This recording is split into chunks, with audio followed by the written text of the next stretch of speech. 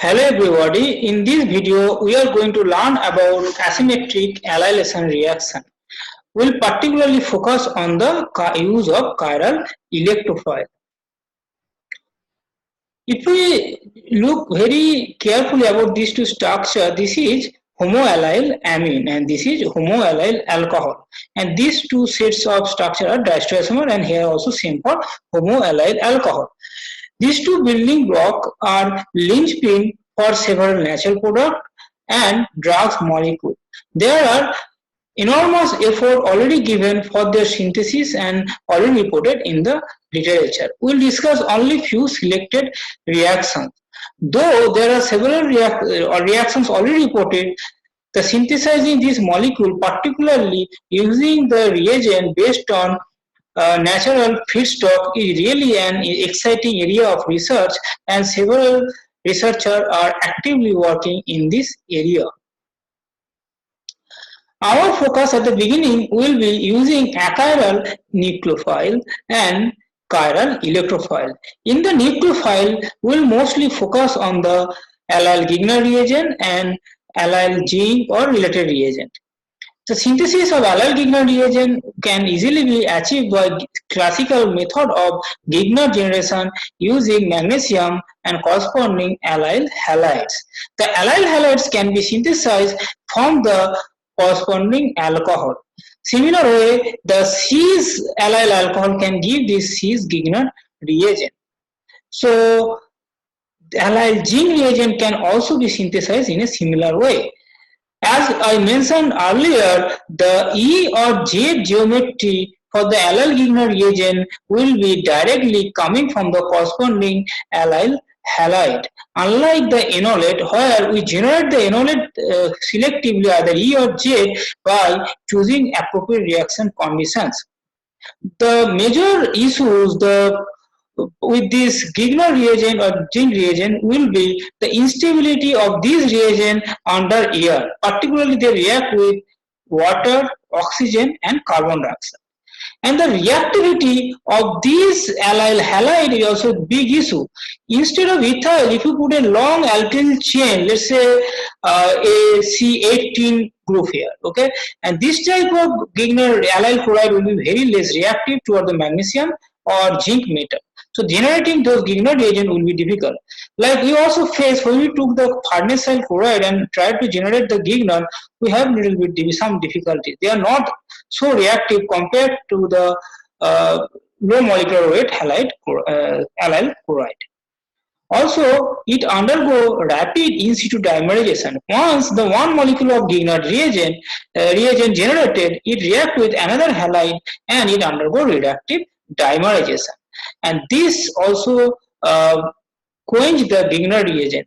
So let's say you start with 10 millimole and end up with a 2 to 4 millimole of the Gigner and remaining undergo dimerization. That's a big problem. So one need to generate this Gigner reagent very carefully.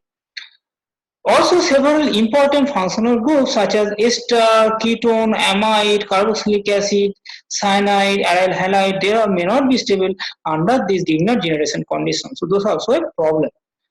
Hence, the comparatively less reactive metalloid came to the picture. You know famous Suzuki reactions versus Kumara coupling reactions. Kumara coupling reaction particularly uses the aryl Gigner reagent for the coupling. At the same time, the similar type of coupling reaction using the aryl boronic acid is done by Suzuki reaction. So those boronic acid are very stable and you can use it. You can make it keep as a bottle reagent, but not the Gigner reagent. So those are very reactive.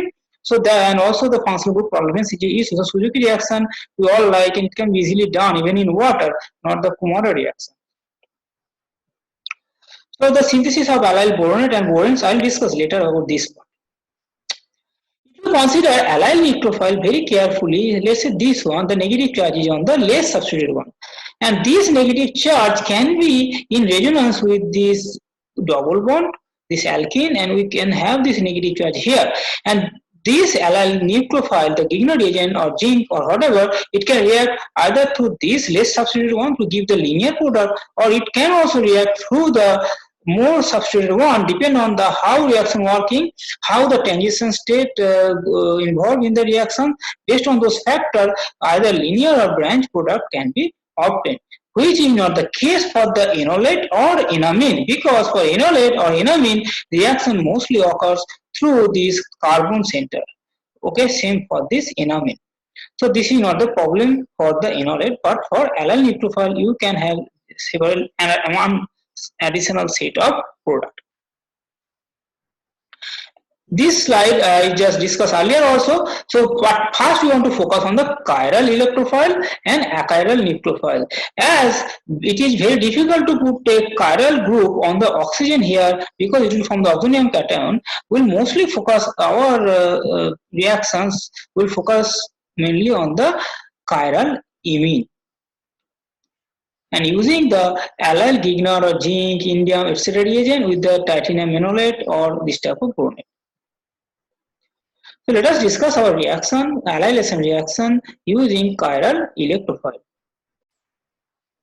Before going details about the reaction of sulfonyl imine, first I will discuss briefly about their synthesis. There are several reports known on their synthesis. Particularly, I will discuss about this method, which is developed by Senar Nayaka. It's a really nice method. I like this method because several sterically hindered group like terbutyl, adamantane, mesityle, this can be placed, which is not easy. And this auxiliary mainly work on this sterically demanding group, so you can put whatever you want by using this method. There are several groups can be placed. This reaction start with commercially available this amino alcohol, which was first protected as the sulfone, and then reacting with the prochiral SOCl to provide this sulfoxide as a endo major diastereoisomer in a 97:3 ratio. Upon crystallization, this sulfoxide can be obtained as a diastereomerically pure endo product. Then by reacting with the Grignard reagent, this R group actually, this group, okay, this can be aromatic, this mesityle, adamantane, or this terbutyl, whatever you want to put, this will be the R group. First it react to this sulfur. Now it has two leaving group, S, N. N is protected as a sulfonyl. This mesityle is a very sterically hindered group which also control this diasterol selectivity. This is a very big group. And then once this SN group leaves, we get first this sulfoxide after first inversion. Why? Because the SN2 reaction at the chiral sulfur chiral center occurring, so inversion of configuration occurs. Then reacting with the lithium amide in liquid ammonia or sodium hexamethyl disilazide as a nucleophile produce this sulfonamide. The two inversion at this chiral sulfur chiral center actually retain the configuration. Finally, condensation with this aldehyde using magnesium sulfate as a water trapping agent furnish this sulfonyl imine. So like this, several sulfonamide can be synthesized in excellent yield and as a single enantiomer. That's a really interesting one, and this is the reference you can follow. So first reaction we are going to discuss about the Grignard addition. So this reagent I like, actually I also work on this reagent. One can take cyclohexadiene and treat with secondary butyl lithium, it first form a lithium. And treating this lithium reagent with magnesium chloride, it gives you the transmetallation and this Grignard is generated. And this one have two allyl moiety, okay, and it can react either this or that depending on which chiral group you are using. So it undergo desymetrization to give you 1,3-cyclohexadiene, and this functional group can be used for several purposes. Okay, so this is a cis-imine, this is a cis-alkyl, and this is your cis-imine, and these two react to give you the same product as a major diastereoisomer. And in this reaction, it undergoes by Zimmermann-Traxler model, where nitrogen coordinate with Lewis acidic magnesium one, and the new bond form, and you can see here cis imine R and the sulfoxide in the same side, and this is your also a cis alkene. So overall, along with this nitrogen magnesium coordination, the sulfoxide of this sulfonyl imine also coordinate with rich acidic magnesium to provide this product. And we know already that sulfoxide are excellent ligand also for several other metals like this palladium one. Sulfoxide can coordinate through sulfur or through oxygen, and there are two. This is a nice review, and this is a paper where this complex has been reported. So we learned that cis combination give you the syn product. At the same time, trans combination will also give you the syn product. But there is a little twist. What happened here? You can take the cinnamyl, the E1 zinc chloride, and also ES sulfonyl imine. These two react and give you this syn product. With excellent restoselectivity, high yield. However, the transition state, if it work like oxygen coordinate to the magnesium, if oxygen coordinate to the zinc, it should give you the this isomer actually. If you but originally the synthesized product is this stereochemistry with this one. Okay, actually if you deported this in sulfonyl group, the amine you get, these two are enantiomer to each other. So these two are actually enantiomer, this one and this one.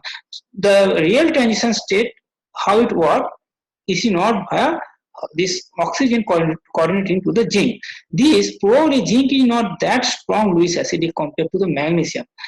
Rather, what happened, it without coordination undergoes, so the oxygen don't want to stay outside, it goes towards this chair conformation, and this because tarbutyl group, which is very sterical hinder, want to stay away from this transition state. So that actually make the attack of this allyl group to the imine in opposite side. Okay, so that give you the other enantiomer.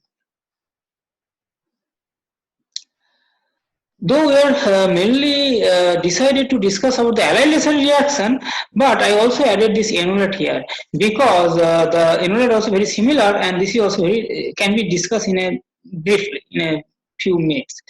So if you take the ester and add LDA, you know LDA is a very hindered base. Actually, it generates the E-enolate. I have already discussed earlier about their enolate generation. And then by treating triisopropoxy titanium chloride compound, this lithium will be exchanged with this titanium to get this E-titanium enolate. And this is an excellent nucleophile to react with this sulfonyl imine to give you this product with up to 99 to 1 diastereomeric ratio and very high yield up to 94%. How this reaction works is also very similar way as shown here. This is going by E-imine, so this R2 actually this R2 here imine and this sulfoxide are trans to each other, and this enolate is E-enolate, right? This R1 and this O titanium are trans to each other. So this also this sulfur also coordinate to the titanium, and this Zimmermann-Traxler type of transition state we can draw like this, and this give you this syn product. So E enolate with the E imine give you the syn product. So this is another reaction where enolate add to this sulfonyl imine using this aromatic group here. So I give you as a homework and draw a proper transition state and try to understand this reaction each and every aspect. So we have this product. So you have to get back this amine after deproduction, and this deproduction is very readily undergoes. Okay, if you take just simple HCl, dilute HCl to normal HCl in diaxane, immediately this nitrogen lone pair undergo protonation, and which make this NH bond very labile. Even a simple chloride nucleophile attack to the sulfur to get this NH2 first, which will be undergoing again protonation with another equivalent of the HCl to get this ammonium salt, along with this tertiary butane sulfonyl chloride. This is a chiral molecule, but this is a racemized one, and this racemic product just as it is racemic, it cannot be reused. So if you just treat this mixture, crude mixture with a aqueous base, which OH is a nucleophile and it attacked here. Okay, once it attacked here, first sulfonic acid form, and that acid react with another base NaOH to give this tertiary butane sodium sulfonate, and this is a racemic bond, okay, and this is your free amine. As you know, unlike several other auxiliary, let's say Evans auxiliary or several other auxiliary you can use, and after deprotection you can reuse those auxiliary. But here in this case you cannot reuse because this is racemized now. And I'll not discuss much. As I told you, we are only discussing few selected reaction. For more, if you are really interested, please go through those reviews and just please read them. And here is this cysteamine, and this is the E-allyl reagent. What will be the product? This is the E, and this is aldehyde. What will be the product? And this is the E-Gigner reagent with the E-imine. What will be the product? So we have already discussed, but it is for your some homework. And until I come back with another video, keep tuned. Thank you.